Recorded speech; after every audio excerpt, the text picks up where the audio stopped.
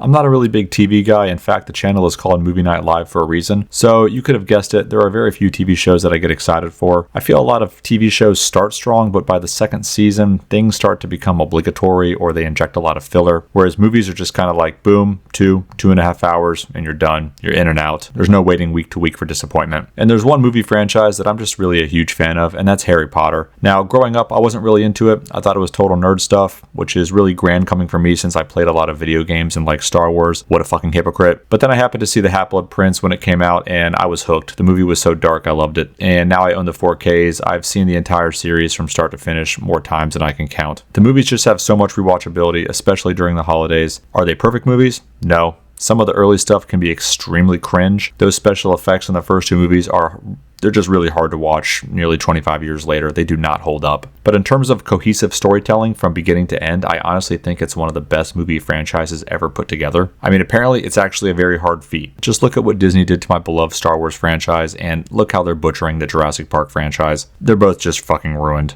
That said, I've only read the Harry Potter books once, and yeah, the movies definitely leave a lot out. So I always thought remaking the series, while staying closer to the source material would have been a phenomenal project. Of course, if they went that route with the movies, you'd probably end up with Goblet of Fire Part 1, Part 2, Part 3, and by the end, you'd probably have 20 films, and you'd probably still be missing stuff. So when HBO announced that they were turning Harry Potter into a TV series, I thought it was a great idea. I don't care about the recasting. We're far enough removed from the original movies. Let's just get it done. Especially if they do one season per book. That gives you 7 seasons and plenty of time to dive deep into the material and really do it justice. So I was definitely on board. Hopefully they take a look at what Amazon did to Lord of the Rings and really just do the opposite. Now, HBO has just confirmed the casting for a lot of the main characters in season 1. Some early standouts: John Lithgow as Dumbledore, which I find very interesting. Janet McTeer is playing Minerva McGonagall. I'm not too familiar with her work, but I'm sure she's a standout actor. I'm going to butcher this next name, Papa Essiedu.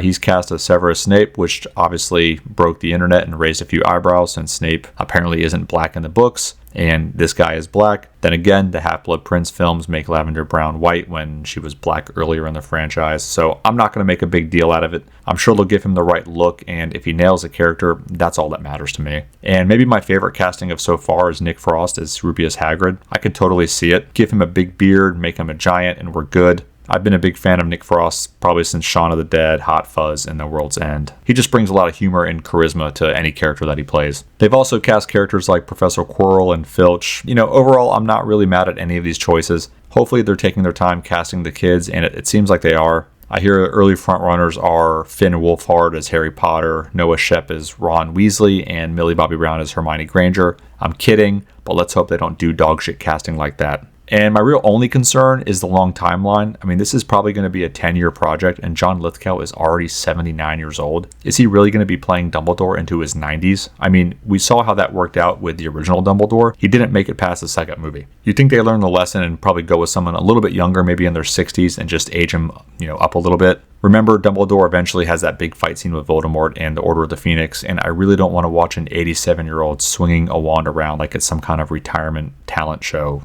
wizard festival. I mean, remember Alec Guinness in A New Hope in that fight scene? No thanks. Hell, just give us Jude Law and make him look old. But overall, I'm excited. This could be great. I'm not really into TV because there's so many TV shows now, and most of them are just dog shit. But this is something I'm actually looking forward to. It actually has solid source material that's actually complete. I'm looking at you, George R.R. Martin. Hopefully the episodes are around an hour or even longer like Game of Thrones. Just please don't give it the Disney Plus treatment where every episode is like 28 minutes long and it feels like it should have just been a movie. If they do this right, the show's going to pull people in and make HBO a ton of money. If they do it wrong, well, at least we have the movies to fall back on. That's all I got for this video. Thanks for watching. I'll see you all next time. Get out of here.